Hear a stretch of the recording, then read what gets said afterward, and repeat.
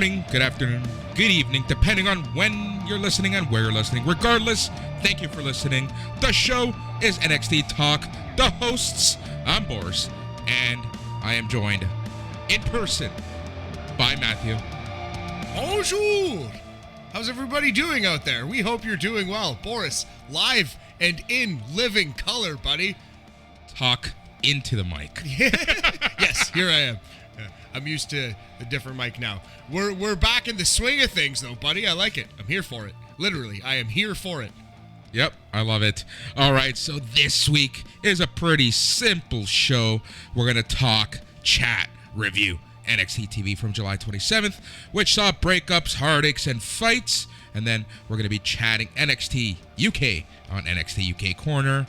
How does that sound? Sounds great, buddy. You're going to be driving the big red double-decker bus on NXT UK. I watched GCW for the most part, but it hit a point where there was just so much violence. I was just like, I can't anymore. I just can't. So we'll talk about that in depth on BAM. But yeah, lots of wrestling to catch up on this week. Lots of good stuff. But how are you doing, friendo? I'm doing pretty good.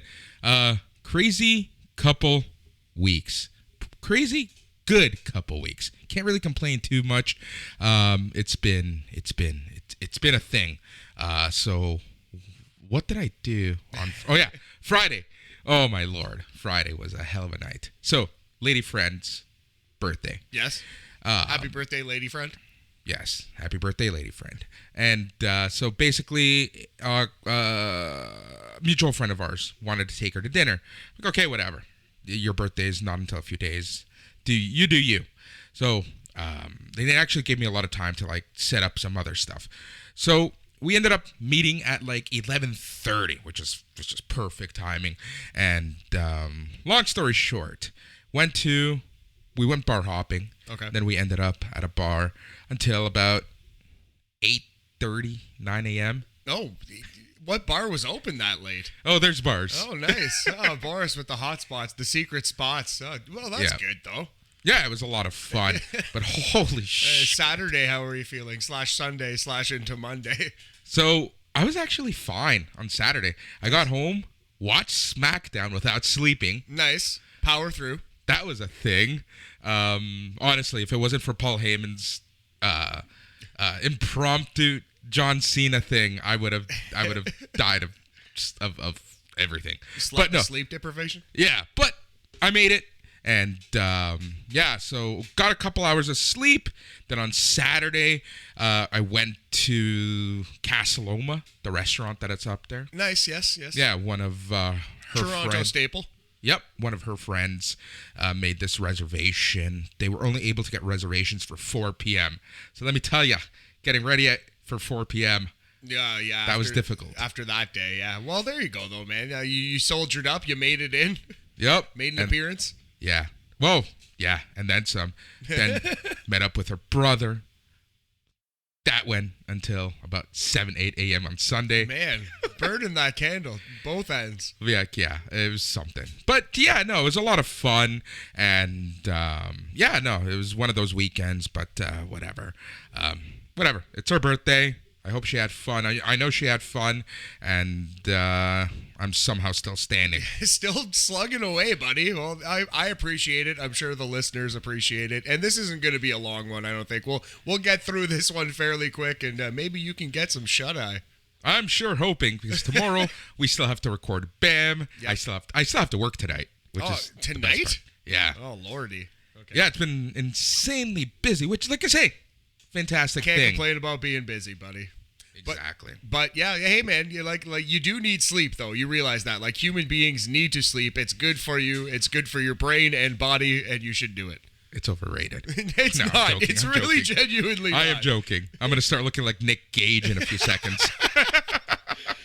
Or even worse, Nick Cage. Or even worse, Shawn Michaels. Oh, that poor meme. That poor man getting memed. I love it.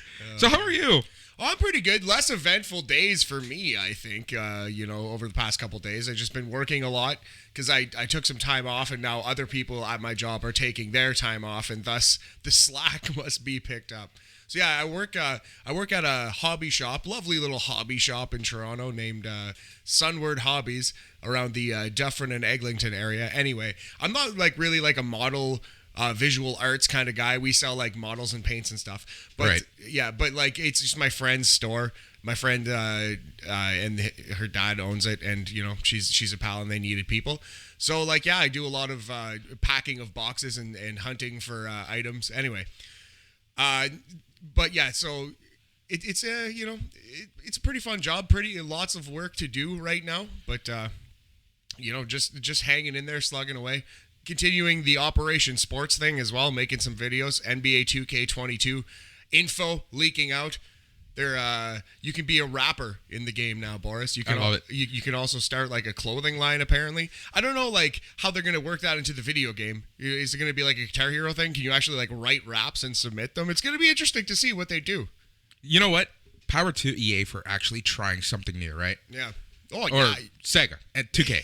2K. Sorry. Absolutely, yes, yeah. Yeah. Yeah, 2K, not EA. But yeah, that's actually the problem with EA, and like kind of the problem with 2K is 2K is like so innovative, but they'll try like 1,000 things, some things we don't need, many things we didn't want or ask for, you know what I mean? And then EA, you gotta like pull their teeth to put like anything in their game. NHL games, like the hockey game, still doesn't have like roster sharing. Yeah. You know what I mean? So like if you're making a roster, you can't just put it online and someone else can like edit it and do all those things. Like anyway.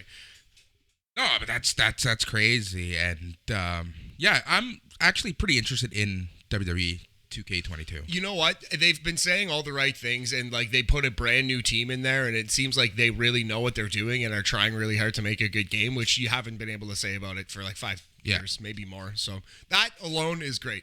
Yeah. But we'll see what the roster looks like. Oh, the roster might be barren, man. Like, yeah, it's going to be tough. Because Baron Corbin? it's just all Baron Corbin. It's King Corbin, Baron Corbin, Lone Wolf, weird hair, Baron Corbin. Weird hair. I love it. No, but like, you know, especially if someone like Daniel Bryan does end up in AEW, if and when, you know, are they just going to like just cut him from the game? Oh, Probably. absolutely. And his moves will be in the game, but he won't be. 100%. Yeah, and that's going to be interesting to kind of see what happens. But, yeah. They're going to lean hard into the legends. Going to be like 4 versions of the Ultimate Warrior, 6 Macho Men.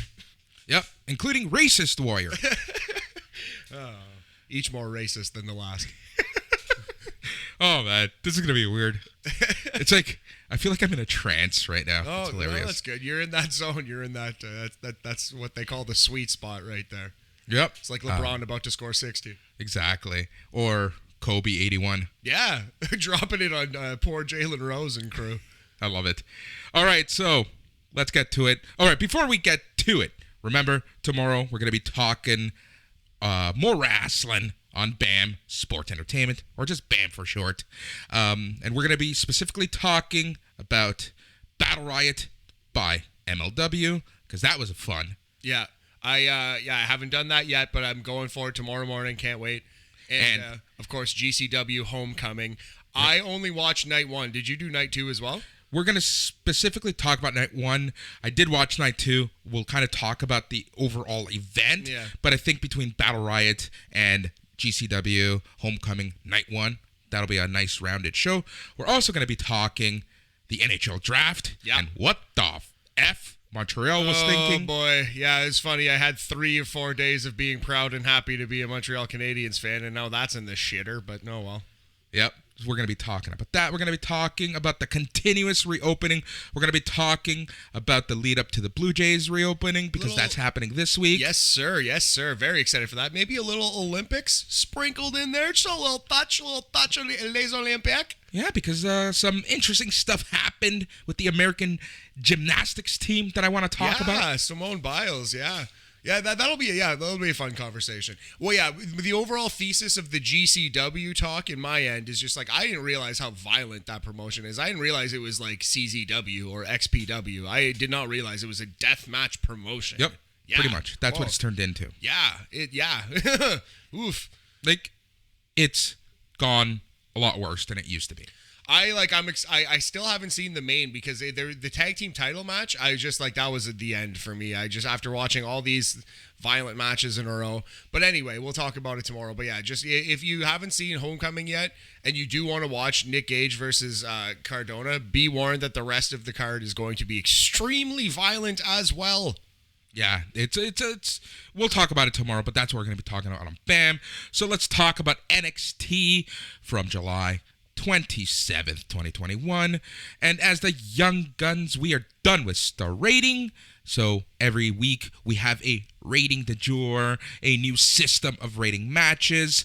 Matthew, what are we going to do this week? Well, Boris, every now and then in NXT, Triple H, much like his father-in-law Vince McMahon before him, he loves a good goose to the nuts. Just a real good shot to the groin, sometimes in football form, rarely in WWE, unfortunately. But yeah, there was a classic shot to the groin in this one, so we're going to go nut shots out of 5. It's a favorite. It's a staple. I love it. That just goes to show you how immature we are. We are. I blame Hunter. All right, so NXT on Sci-Fi instead of USA Network tonight.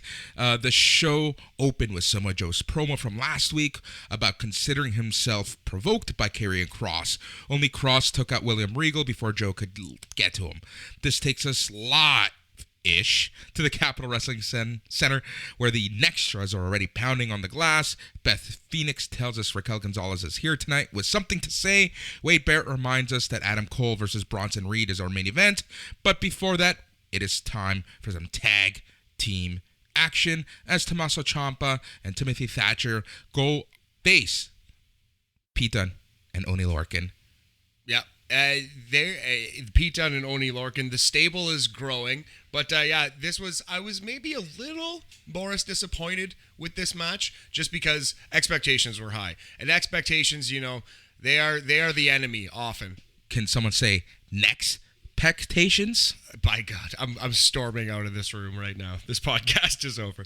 No, yes, they could indeed say expectations. We're through the roof for this one. But it was, of course, a great, hard-hitting, scientific affair. I just wish it was a little longer. I wish that we didn't quite get the bullshit ending that we got. But, we'll see how it goes over the coming weeks. Yeah, here's the thing. I'm always torn about NXT and the way that they book some matches because, when I watch NXT, it's all about the match, right? Like the quality of match. You still can't deny, even in this lull, NXT still has some pretty good stuff going on match-wise. Story-wise, shit show. Match-wise, it's still, there's some stuff to look forward to. Yeah, very good matches every week and sometimes great matches. Yeah. With this match, and sometimes, you get a little too much story. And sometimes it's that balance between story and moving a story forward versus the actual match that I have a really hard time kind of wrapping my head around, especially as a hardcore NXT fan. Yeah, and it's like a necessary evil, too. Like, not every match is going to be a 5-star classic. They can't all be. So, like, sometimes they have to put some story in, and sometimes you have to do, like, a 12-minute kind of straightforward match with a storyline ending, which is what this was. It wasn't bad by any means. Look at the 4 names in it. I mean, my God. But yeah, I wouldn't call it great. It was a solid opener, solid TV tag. Yeah, exactly. So Thatcher and Ciampa cleans house on both men, punctuates it with a double tackle. He and Thatcher slap each other in the face to get each other fired up. Ciampa's comeback, his crazy clothesline spot where he hits 10 clotheslines in a row, that's hilarious. It's one of those jokes that is funny and then it's like lame and then it's so long and so lame that it becomes funny again. Exactly. Dunne and Ciampa trade forearms. Dunne with a German suplex and a roundhouse kick. Bitter end block. Ciampa goes for the Fujiwara armbar, but Ridge Holland is here. Dunne gets a roll-up off of the distraction for a near fall. Bitter end, 3 count. Dunne and Lorcan both smile at each other at the sight of Holland, and then the 3-on-2 beatdown begins. Thatcher gets decimated by Holland. Ciampa is held on play so Holland can give him a headbutt, and there you go. Yeah, and Ciampa has to watch his friend get decimated, as you said. Man, the pounce, I think it was, that Ridge Holland hit on Thatcher was out of this world. It was not expecting Thatcher to be flying around the ring like that. Yeah, that's the thing. Especially with someone like Thatcher, right? And I kind of like that. And I actually forgot how big Ridge Holland is. Yeah, he's huge. He's humongous. Yeah.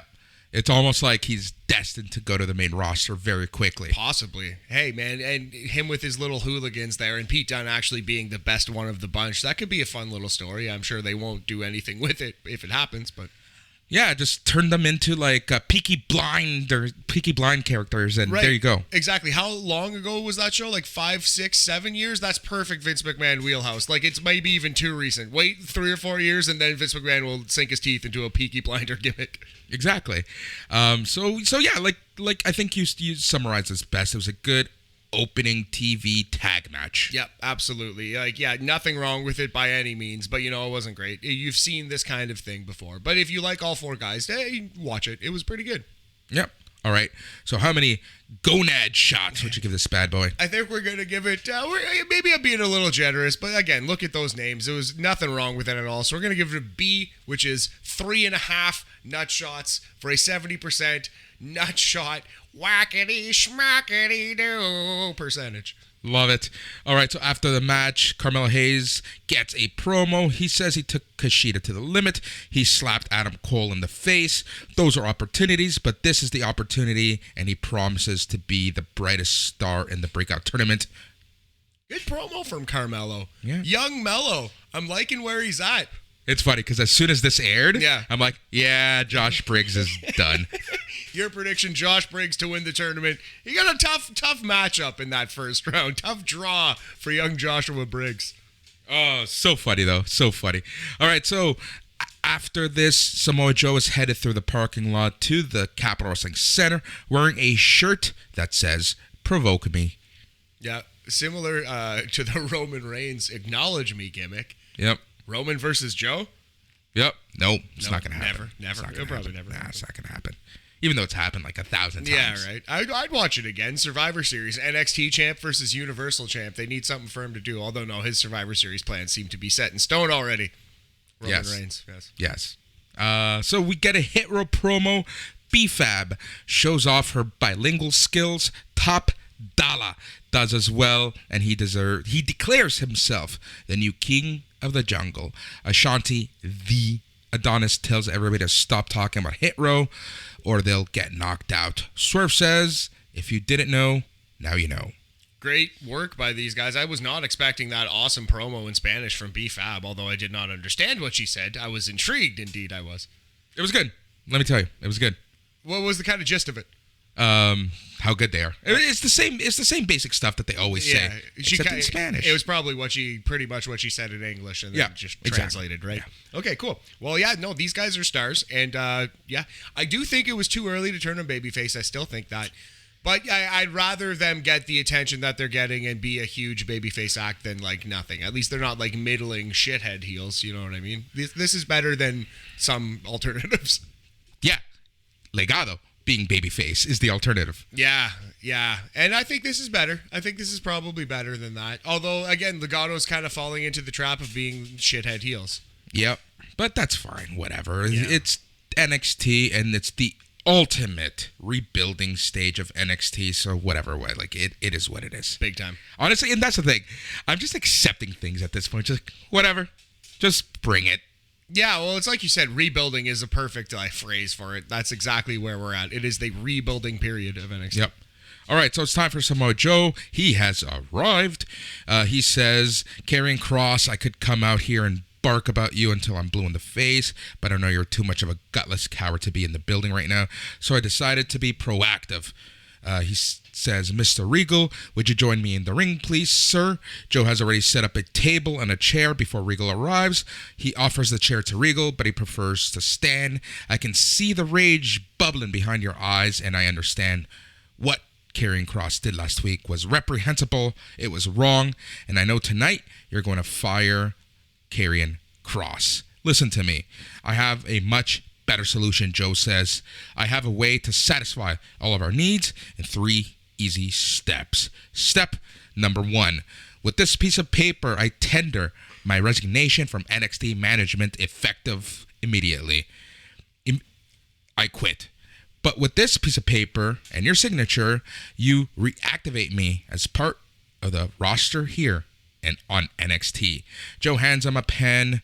Regal signs the paperwork, and the Nextras erupt in cheers. And then Joe says, but of course, I said that this was a 3-step process, and with this paper, you'll make official Samoa Joe carrying Cross for the NXT Championship at TakeOver 36.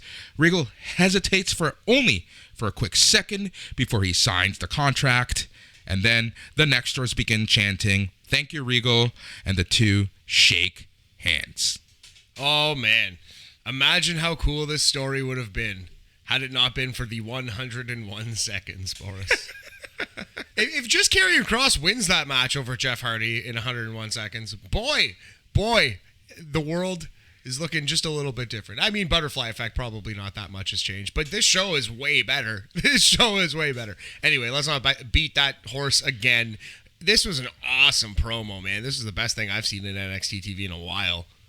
Yeah. Samoa Joe's so good. So good. This was a contract signing with one party, and it was probably the best contract signing I've seen in years.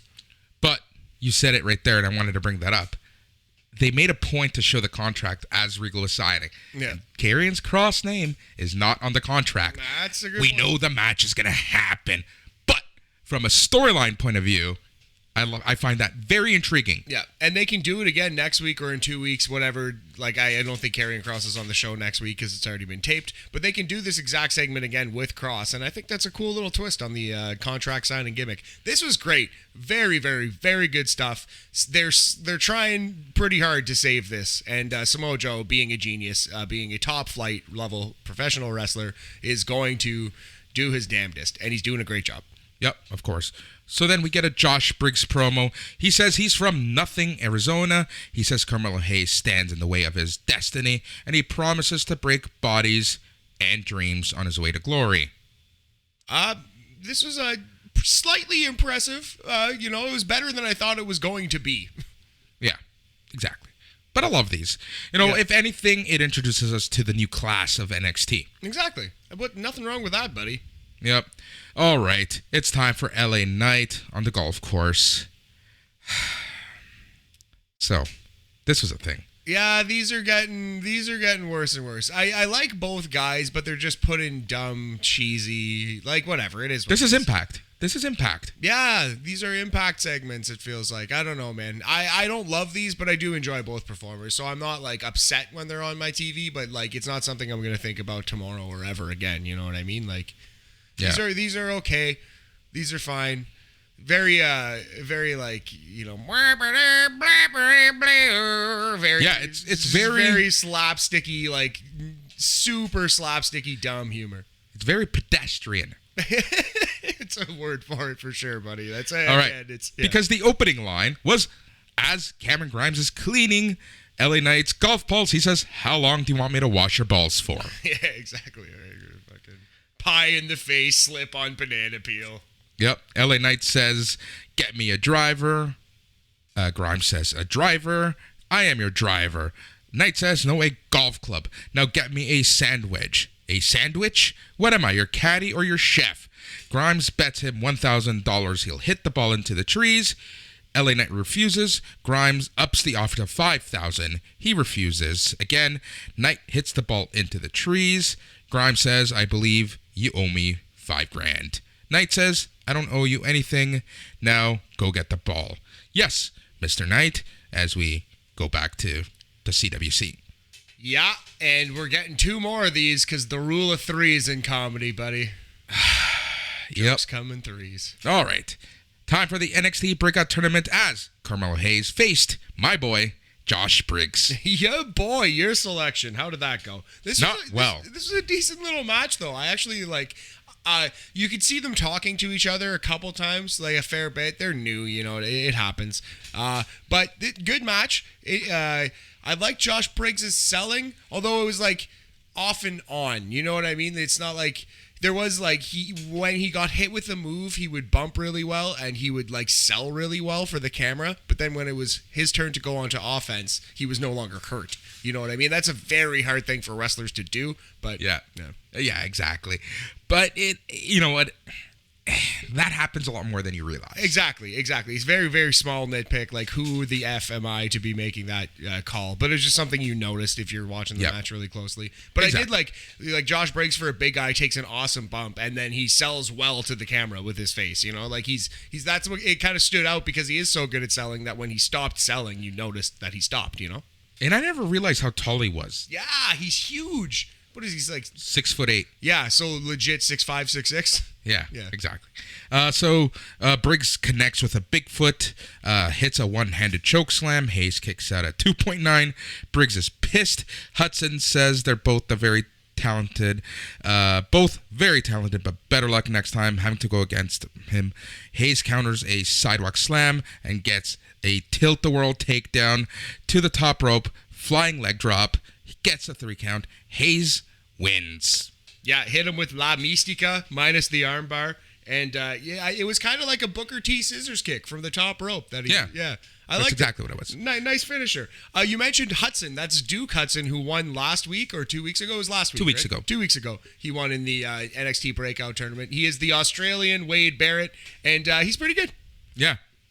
He knows how to be a heel. Yeah, big time. Absolutely. He was great on commentary, actually. He was definitely a sleazy shitbag. Like, the first thing he asked, he said something about walking in his shoes, and he asked Beth Phoenix, hey, have you seen how big my feet are? Implication clearly being, anyway. So a good sleazy heel line from a sleazebag heel. Right away, as soon as he sits down, Vic Joseph says hi. Beth Phoenix says hi. He turns around and says hi to Wade Barrett. Yes, exactly. Love that. Heel recognize heel. Yep. So the winner of the contest, advancing into the tournament, is Carmelo Hayes. Duke Hudson says, I'm looking forward to Hayes. It's going to be a breeze. Beth Phoenix says, the leg drop might be in your future.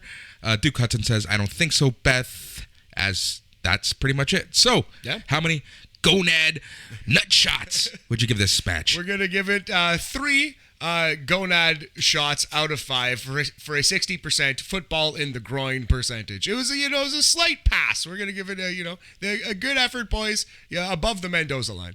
Yep. All right. Backstage, Frankie Monet says she could merge with the Robert Stone brand and make them better, or she could rebuild them from the ground up, or she could team with Jessi Kamea to win the women's tag team titles. Casey Canzaro and Kaden Carter come up and tell them to get to the back of the line. Frankie Monet says they're super annoying. Jessi Kamea says they've been annoying. Yeah, Frankie Monet, I'm already ready for her to get rid of Robert Stone. She's great. She's a great promo. Great character. Fully realized, actualized character, ready for the main roster. Yep.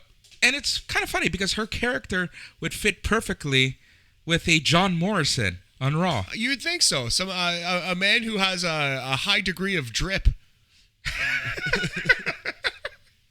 I don't know why I found that so funny.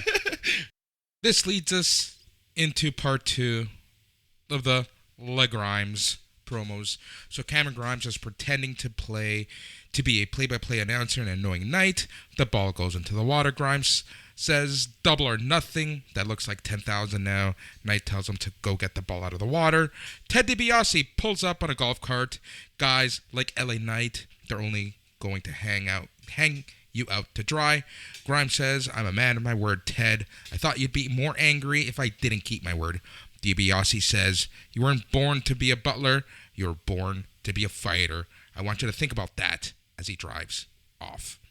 I think they should have gone the whole 9 with this because it's just wacky bullshit anyway and just had it seem like Ted DiBiase wasn't actually there. He was like a figment of Grimes' imagination or something. Oh my God. Like he saw his reflection in the water or something. I don't quite know how to do it. You know what I mean? I'm not directing this vignette, Boris. Yes. But I don't know. I think they could have even put that much more jokiness into it, you know? But if you're going to make it cheesy, you might as well make it cheesy. You might as well layer on the fromage pretty thick, you know? Yeah. No, I get that 100%. It was what it was. I don't know. Okay, we'll talk about it at the end of the third one. Sure. All right. After this, Ridge Holland is caught leaving and questioned about what he did. He says it's none of your business. Timothy Thatcher isn't the first person I've smashed up, and he won't be the last. Thatcher v. Holland? Thatcher will teach him how to wrestle real good. Yeah, in a fight pit. Oh, my lord. Yep. All right, then the segment we've been waiting for months. Yeah, man. Here we go. All right, Raquel Gonzalez has something to say. Gonzalez and Dakota Kai hit the ring. Kai makes a hand sign as Gonzalez wears the belt backwards per the usual. Gonzalez says, last week, I crushed one of the most feared superstars in the women's division. I have dominated every single person who has stepped up to the plate. Who's next? All I have to say is keep them coming. Kai takes the mic and says, 18 months ago, you debuted, and you've been absolutely unstoppable ever since. I tell people my best friend, Big Mommy Cool, is the most dominant woman in NXT history. More dominant than Charlotte Flair, Asuka, Shayna Baszler. You have defeated everyone who has stood in your path. The list goes on and will continue to go on. Do you know why the NXT Women's Division is one of the greatest? It's because of one woman. NXT TakeOver is 4 weeks away, so let me ask this. Who is woman enough to challenge Raquel? Huh? Which woman knows they have what it takes to stand in the ring and face Raquel?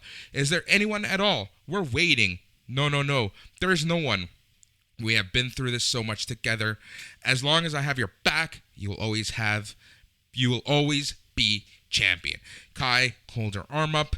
They pose. Gonzalez climbs the ropes, waves her belt in the faces of the Nextras, and this is when Kai charges her as she steps back down and nails her with a flying knee. She takes the belt, stares at it, and now she's waving it at Gonzalez's face. She drops it on the champion as a crowd actually cheers for Dakota Kai. Yeah. Raquel Gonzalez looks stunned, upset, and just like me, ready to cry. Hurt. Yeah, man. Yeah. Nice little performance from Raquel there getting kicked.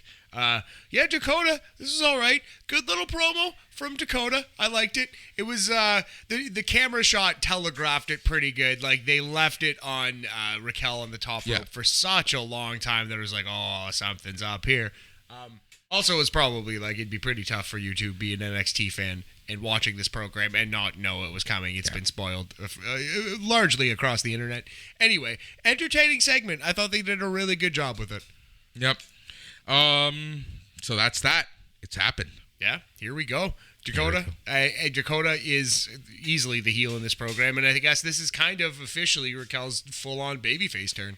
So she's the heel, but the fans ate her up. Yeah, true. Well, it's going to be like a Shawn Michaels Diesel thing, right? Like WrestleMania 11 in 1995. Yep. All right.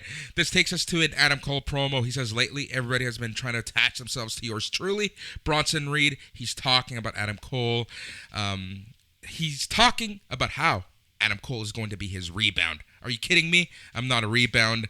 I'm the top of the mountain, and I'm going to make you fall off. I could give a damn about your 14-year journey because tonight will be a very sad chapter in it, courtesy of Adam Cole, Bay.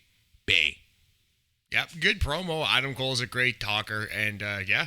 You know what I love about Adam Cole the most? What? How he uses terms like rebound. He uses the wrestling terms. Yeah, absolutely. Or like even like sports terms, like just like life terms. Like that's something that like a normal person would say and athletes say all the time. It's crazy when someone who speaks like a human being stands out so much in WWE. Yeah, because, well, for obvious reasons, but it is like crazy how stark it is, how Zoe Starks it is. About time. I love it. Funny you should say that, because Io Shirai is training by herself. Zoe Stark says they should be training together since they're the tag team champions. Shirai says, no thanks, I don't like you. Stark says, come on, let's go hang out. Trust me, I promise you're not going to regret this. You're going to have a great time. I promise. And then Io Shirai's iffy about it all. But reluctantly, they go off to hang out and cultivate a friendship, a relationship at least. Get a camera there. Oh, please don't. No, I'm okay with that. Let them do their own thing. Yep. This leads us into another backstage segment where Mandy Rose is talking to JC Jane and Gigi Dolan. Rose says, get out of here, when she notices the TMZ camera is approaching them. Tough beat for Mandy to be back here. She stands out like a sore thumb. Like, it doesn't seem like she has much to learn at NXT. Like, she's even a decent wrestler. Like, you know what I mean? There are worse wrestlers on the main roster. Yeah. So I don't understand this at all. But whatever. Like, I hope she starts to do something soon. I feel like she's going to have more to do here than she would on the main roster. Yeah, her and Dana Brooke were going for the tag team titles, but let's be honest, they're the main roster tag team titles. Yeah, exactly. It's kind of nothing. It's mostly meaningless. Mostly. All right, it's time for another match. Casey Catanzaro and Kaden Carter versus Jessica Maya and Frankie Monet. Alrighty. So, yeah, this match, not a lot to it. Frankie Monet, star, though. Oh, yeah. She's a star. She's a superstar. Anyways, I'm not going to say anything. You know what? Else, though, Casey Catanzaro could be a star in the making as well, and that's a match I want to see. Frankie versus Casey, kind of like a big man versus little man, except female men. You feel me? Whoa, man. That's absurd.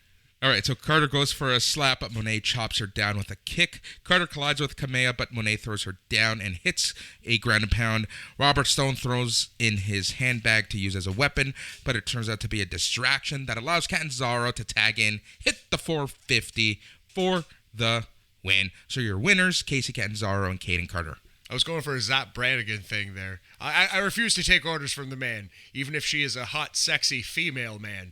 Anyway, moving on. This match was bad. It went like, 3 minutes and 30 seconds? About? Yeah. I like the finisher, the Katie and Casey finisher.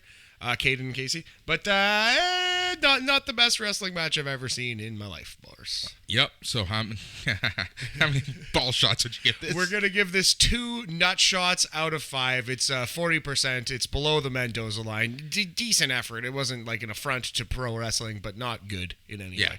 All right. Wade Barrett is with Roderick Strong. Remember that guy? No. And Malcolm Bivens. Remember that guy? I believe he was a fan in the crowd once. I don't know. Remember Diamond Mine? Remember that group? Well, this was all right though. They're on mop up duty, trying to make something of these guys. You know, I honestly feel like a lot of this, not a lot, a couple things from this episode was really to make up for last week. Yeah, I think, this is one of them. And yeah, I think you're completely right about that, man, for sure. All right, so Wade Barrett is with Roderick Strong and Malcolm Bivens. Strong says, Wade, when you compete at the level I do, the game is 90% mental, 10% physical, and my 10% is better than everybody's 100%. All the drama in Undisputed Era is something I could break through until I got a call from Malcolm Bivens, and that's when I knew he was the man for me. Bivens says Roderick Strong is the number one because he is a leader. Who would have thought it would be Malcolm Bivens to bring him back? Even our esteemed leader, William Regal, couldn't do that. Strong asks if Fish versus Strong is next. Bivens says, do you like money? Whoever said money can't buy happiness, they're a liar, and they're damn sure broke. Fish and Strong, NXT, let's get that money. Strong says, when I finish you, this is over, as we head to commercial. So, yeah, cool for the heels to say, like, I'm not scared, our motivation is money. That should be, like, standard across the board. But it's nice when it's actually said out loud and it's made into the story. That's fine. This was good. Malcolm Bivens is a great talker. And I'm sure Strong versus Fish is going to be an awesome match. Yeah, for sure. William Regal, Triple H, and Shawn Michaels are together, and they've made an agreement that with Johnny Saint, to bring Walter versus Ilya Dragunov to NXT TakeOver 36. Man, oh yeah. It sucks that they're not doing it in front of like a stadium's worth of people or even just like a small building, an armory, if you will. Just like the 75 to 100 NXT extras, the Nextras as we've dubbed them. Well, I think the match is going to be better than Walter Ciampa. Wow, that's like, you know what I mean? It's tough to say that, but it might be, man. Who knows? Like, the first match was incredible. That's the thing. I feel like this match just has so much to live up to. Yeah, it definitely does. And they just hit each other so hard in that first match. I almost don't know how they're gonna try to top that. I don't want to know. I don't want to see it in a way, but I can't wait to see it. Yep. But yeah, it sucks that they can't do it in front of even more people than 75-200. Right. This leads us to the next match, which is Imperium, Fabian Aichner, and Marcel Bartel versus Hit Row, Top Dollar, and Ashanti the Adonis. Kind of a sloppy match, but I do like Ashanti and Top Dollar. If you're grading on execution, this is probably below average. But if you're grading on the total package, how both teams looked, how the storytelling is progressing, I really like everything that's happening there. And for rookies, especially Top Dollar, who's so new, I really am enjoying Hit Row a lot. Their vibe, their offense, it's pretty solid. They're talking, everything. Yeah, absolutely. Overall. All right, so at one point in the match, Aichner grabs Adonis by the ear, but he gives him a jawbreaker and tags in Top Dollar. Top Dollar tags him down with a jumping knee and yells their catchphrase to the crowd. He picks Aichner up, tags Adonis in for a double team drop kick and a near fall. Aichner counters with a neck breaker with a fallaway slam. Bartel tags back in. He hands Adonis in a tree of woe, but BFAB interferes for the save. Leg sweep by Adonis, spinebuster, near fall on Bartel. Adonis strikes a pose as we go to break. This match was great. I wanted to talk about this just because, Hit Row has already, not accepted, but kind of pivoted to the face. Yeah, definitely. Style. Yeah, absolutely. You can kind of see it just in the few weeks they've been baby faces. Ashanti is a way better babyface than heel, for one. I'm not sure about Top Dollar because he's so new. I think Swerve's probably a better heel than a babyface, having seen a little bit of Swerve on the indies. I like him way more as a heel. But we'll give it a chance, man. You know what I mean? They're going to be babyfaces for the foreseeable future now. All right, so to the end, Top Dollar throws Bartel out with ease, tags Adonis back in. Adonis with a face plant and a kip-up. Legado del Fantasma's flunkies run down to attack Swerve.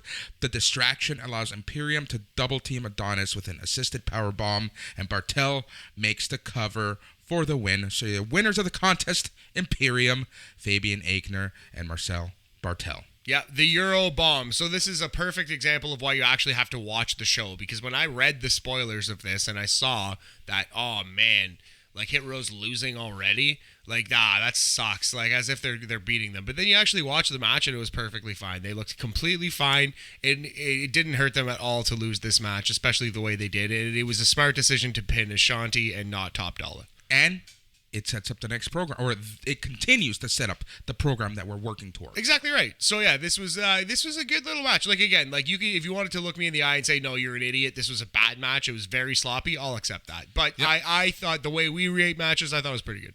Right. So after the match, Legado del Fantasma tried to take out Top Dollar with a 3-on-1 stomping, but Isaiah Swerve Scott starts swinging a chair wildly to save his friend as the crowd erupts in cheers. Yes, I was going to say Joaquin Wildly, but I didn't. Legado takes well, you did. Yeah. Legado take a powder and mock Hit Row as they do so. Yeah, classic babyface, fiery chair swinging spot. Again, man, this was, it's not going to blow your socks off, but this was very watchable, good stuff from the new tag team of Top Dollar and Ashanti. And Imperium always delivers in the ring, always. All right. How many gonad shots would you give this? We're going to give it 3 gonads out of 5. 60% Hans Moleman percentage on this one. Love it. Backstage, Candice LeRae blames Johnny Gargano for Austin Theory running away. There's a knock on the door. Gargano hopes it's Theory, but instead it's some handmade artwork showing Dexter Lumis as part of the way. Hartwell says, everyone deserves a chance. Gargano says, no chance. LeRae says, in hell. Hartwell proposes a match between Gargano and Lumis. If he wins, Hartwell gets her man. If he loses, Hartwell can't bring him up again. It's weird that it was Indy's idea. I wasn't expecting that part of the story, but all right. So, Austin Theory ran away. Yeah. He's been working dark matches with SmackDown. I friggin' knew it. We even said SmackDown, too. Could you imagine if he just never comes back and he's just on SmackDown? God, that'd be so funny. That would be so awesome. I hope they do. In the ideal world, if this was Triple H's WWE, Austin Theory would still be in his way uniform with the way entrance, just acting like nothing is, like, like he just ran away.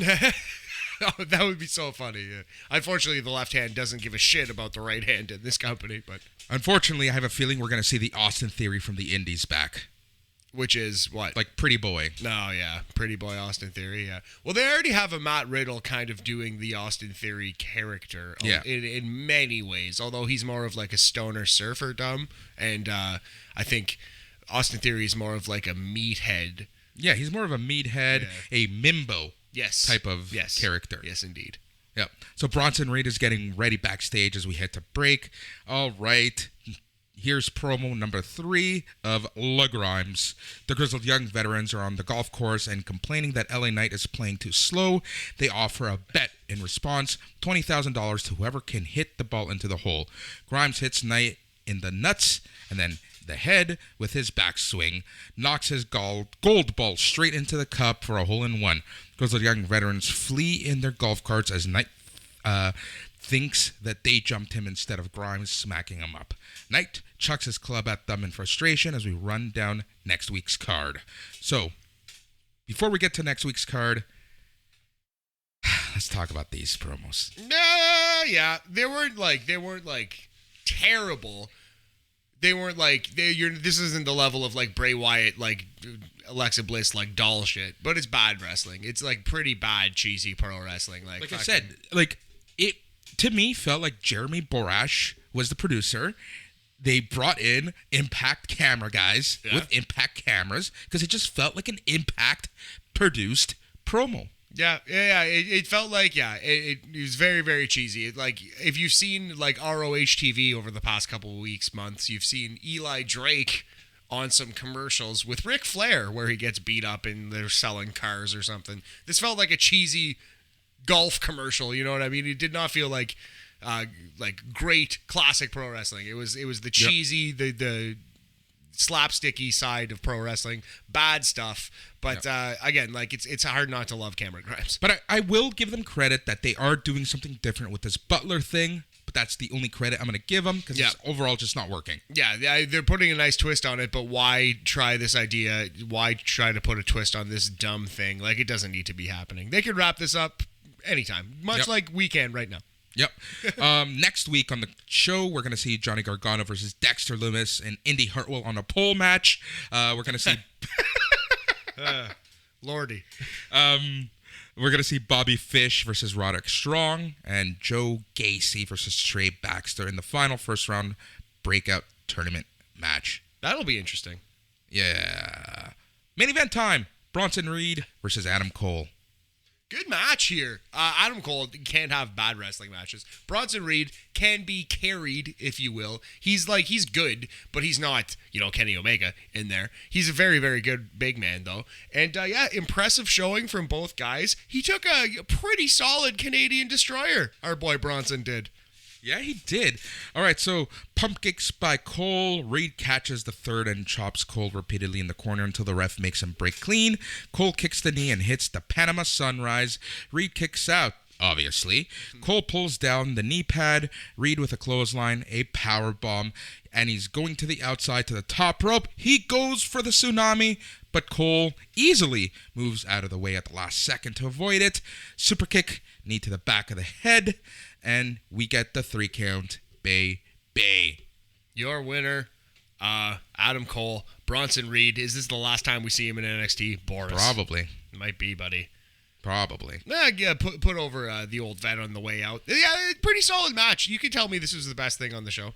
By far. Yeah. Not by far. No, not by far. But I think this was the best thing on the show. Yeah.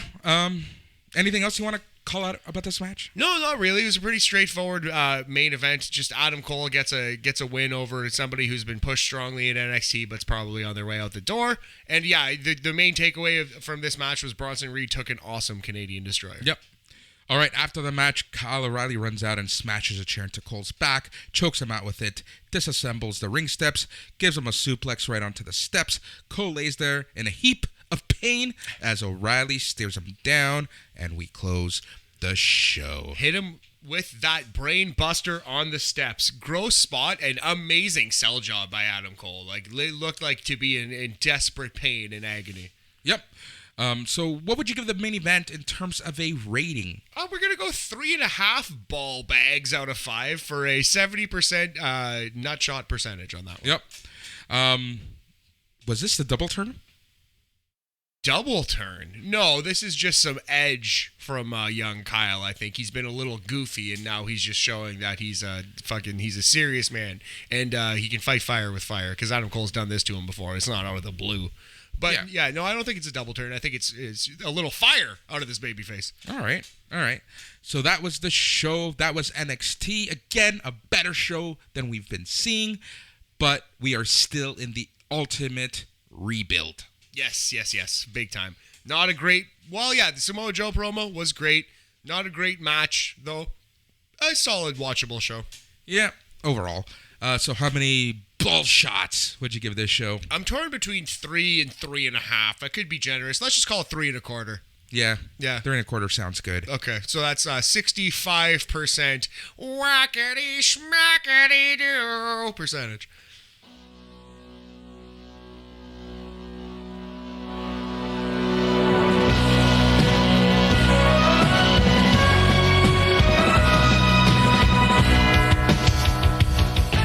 You know what that means? It's time to talk about NXT UK on NXT UK Corner. And it was a pretty good show. It was a fun show. This week, we were supposed to get Ilya Dragunov versus Walter, but that didn't happen because it's obviously now happening on TakeOver 36 on Sunday, August 22nd. Do you think this was an actual injury on either part or an actual scheduling conflict on either part, or do you think this was the plan all along? I think this was the plan all along. Yeah, I think so too. And I feel like they recorded the match, but just they're like, let's put it on TakeOver. Oh, that might, maybe.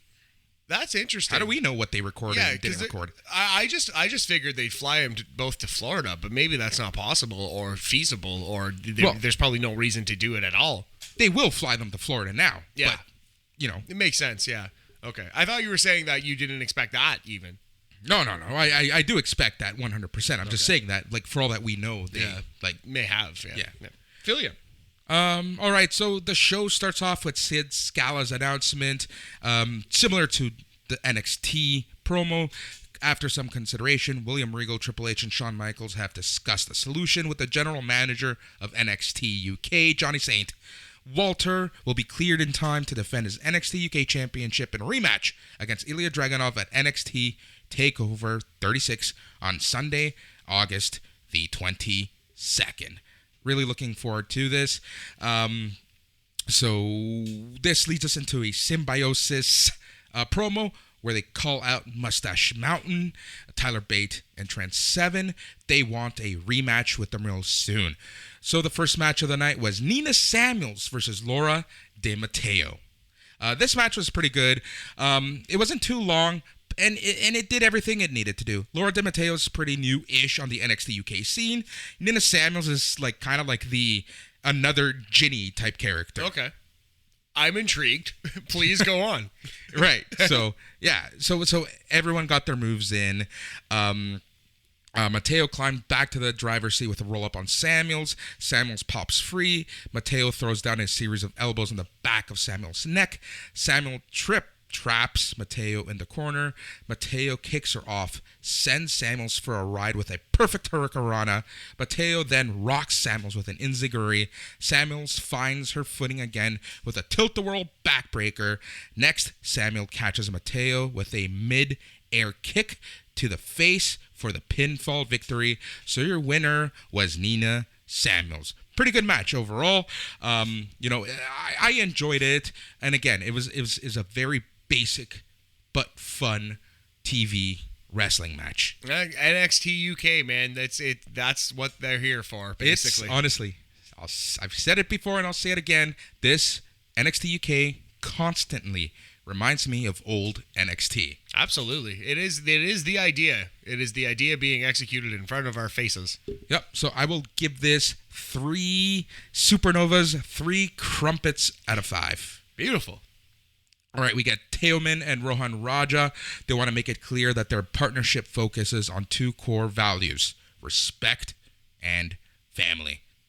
These gangster. promos are so good. He is indeed the Corleone of this brand. Yep. I love these promos. Can't wait to see them in the ring. This leads us into a Blair Davenport and Zia Brookside confrontation. Davenport says the only reason people know her is because of her father, Robbie Brookside. Davenport believes her credibility in the ring has brought more popularity to her name than Zia's. Cool. I'm all right with it. How do you feel about this B. Priestley, this Blair Davenport? I like her. Yeah, she's okay. You know, I haven't seen much of her work, honestly. I wasn't like huge into Stardom when she was kind of crushing it there.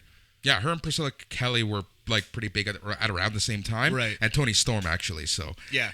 This leads us into the Supernova Sessions with Noam Dar. Noam Dar welcomes us to his well-established show, the Supernova Sessions. In this episode, his guests are Ginny and Joseph Connors. During their interview, Ginny and Joseph Connors talk about their high lifestyle. They refuse to mingle with those beneath them. Ginny turns her attention to call out Aphie Valkyrie. She promises that she will be the one to destroy Valkyrie when they get in the ring. As they leave the ring, so that happens later. So Ginny and Connor leave. Connors will be in action after the break. But before that, we get a Rampage Brown promo. He's getting ready for his highly anticipated clash between Joe Coffey and himself. Nice. That's a mean guy match if I've ever heard of or seen one. I'm going to go back and watch Noam Dar and Ginny for sure. It was fun. Love both of those. It was really good. It was really good. Nice. My summary does it no justice. All right. Well, I will go back and watch it for sure, buddy. All right. We get Joseph Connors with Ginny versus Tristan Archer. I really enjoyed this match. Archer is a very fast sprite of a wrestler, as is Joseph Connors. This was, again, fun TV match. So Archer goes for... Archer was close to causing a major upset with an assisted TDT. Archer goes for a cover. Connor kicks out. Archer isn't done there. He sends Connors down again with a major sit-out powerbomb.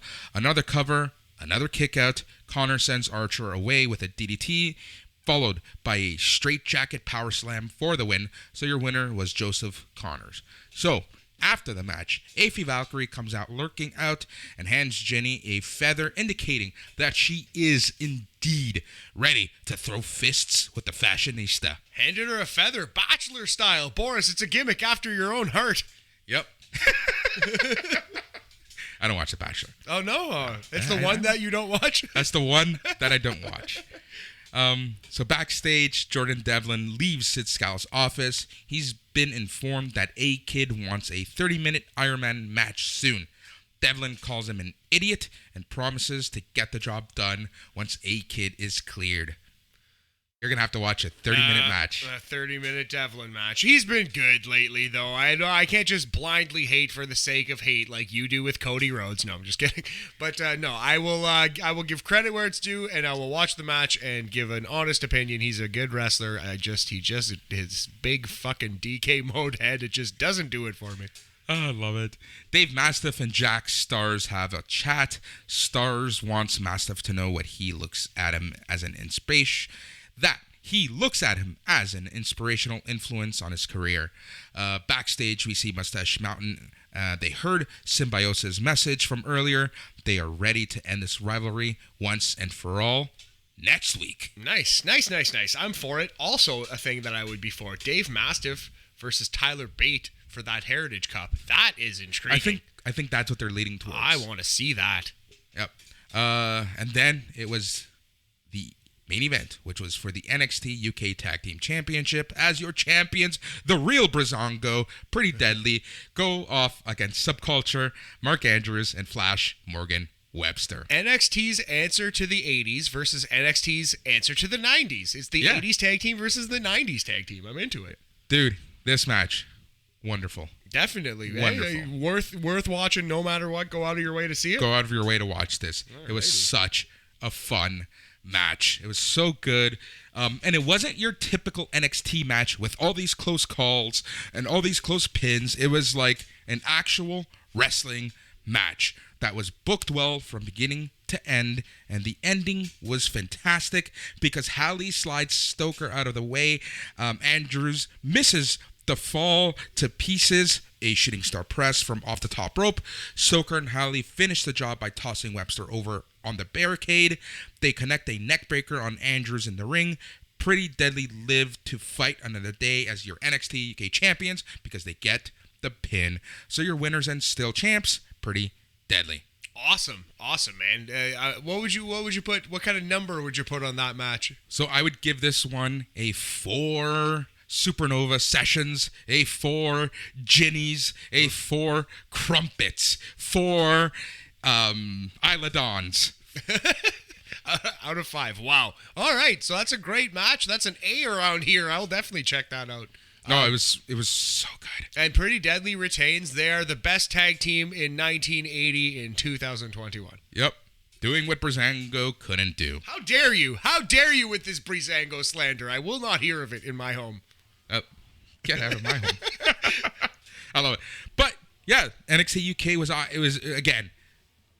It's what NXT used to be. Yeah, man, absolutely. It's that feeling that we chase when we watch NXT. We just get it every week with NXT UK. That's exactly it. That's why I honestly love it. So, you know what? That's the show. Oh, Boris, tap it out. You were so close, buddy. You almost made it to the finish line. Yep, barely. So if there's a few ways that you can get a hold of us, the best way is probably through the Facebook group of SNME Radio. You can also find us on all the social medias, and by all, I mean Instagram and Twitter. You can find us at NXT TLK Podcast. That's at NXT Talk Podcast. You can also email us, and the email is show@nxttlkpodcast.com. That's show@nxttalkpodcast.com. Make sure to get all your NXT Talk and SNME Radio merch at ballergear.ca and listen to all of the shows. The midweek markout is out.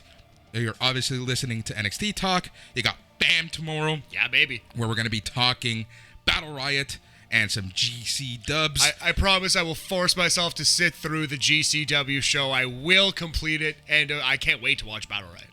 Oh, yeah. It's so good. It's so good. And then you have your old fucks, your All Elite Weekly with Joe and Dan. Then you have the Smack Daddies on Friday. East Coast Fatherins. Yep. I love it. It's just every day. Lord Love a Duck, Lord Thunder Jesus. I don't know. I'm not great at the East Coast thing. I love it.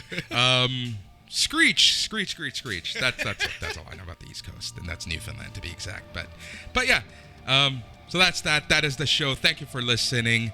It's NXT Talk. He's Matt. I'm Boris. Good night. Lord Lightning Love a Duck. Yeah.